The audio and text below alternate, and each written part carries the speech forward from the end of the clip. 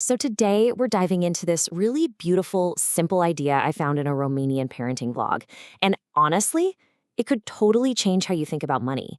It's all about a simple filter you can use for every single purchase you make. Let's get right into it.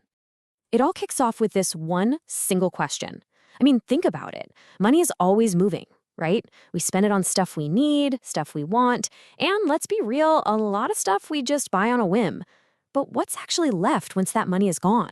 The source material really hits on this trap that so many of us fall into. We get stuck in this mindset where the solution to all our financial stress is just more. We think if we just get a bigger salary or one more side project, things will be better.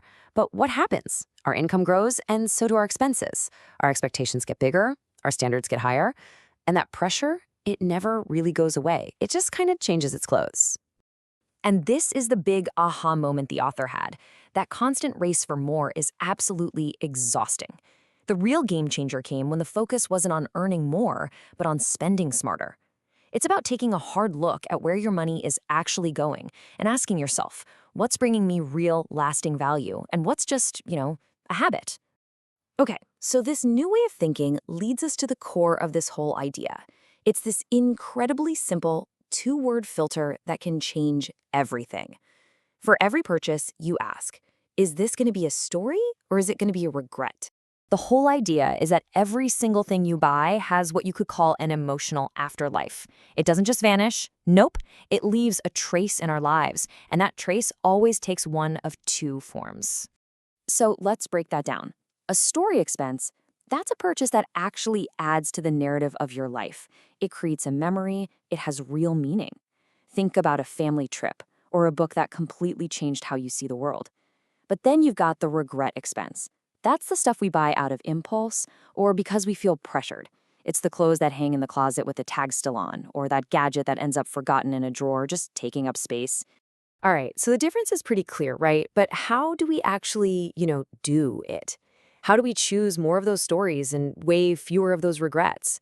Well, the source gives us this awesome, super practical toolkit for exactly that.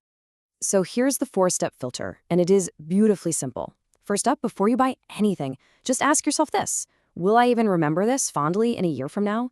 It's such a great gut check. Second, look for the long-term value, not just that quick little buzz you get from buying something new. Third, if it's a family thing, make it a family decision. Talk about what really matters to all of you, not just what's going to look good to other people. And finally, try to turn even simple purchases into shared experiences. And this all boils down to one central philosophy, really, a motto that just perfectly sums up the whole approach. It's all about shifting what you collect, moving away from physical objects and toward intangible memories. Let's make this super clear. Okay, here we have a classic regret just waiting to happen, right? Another little decorative object you buy on a whim, it looks kind of nice for a week, and then, well, then it's just more clutter you have to dust. But what if you chose this instead? You could take that same money and invest it in an experience, like a weekend trip with your family. That's the trade-off. The object, it just loses value and becomes clutter. But the memory, the story of that weekend, that only becomes more valuable as time goes on. I just love this quote from the source material because it's so direct and powerful. Instead of collecting things, you collect moments. It's about being a curator of a life that's rich in experiences, not just full of possessions. So here's the real takeaway. Money isn't the end goal. It's just a tool. Think of it like the ink you use to write the story of your life. Every single time you spend, you're making a choice. Are you adding a meaningful chapter? A story you'll want to share over and over? Or are you just writing a little footnote you'd rather forget? And so we end up right back where we started, with a question. But this time it's for you. I want you to think about the last significant thing you bought. Go on, really think about it. Was it a story? Or was it a regret? Just answering that one question honestly, it might just change what you decide to buy next. Thanks for joining us.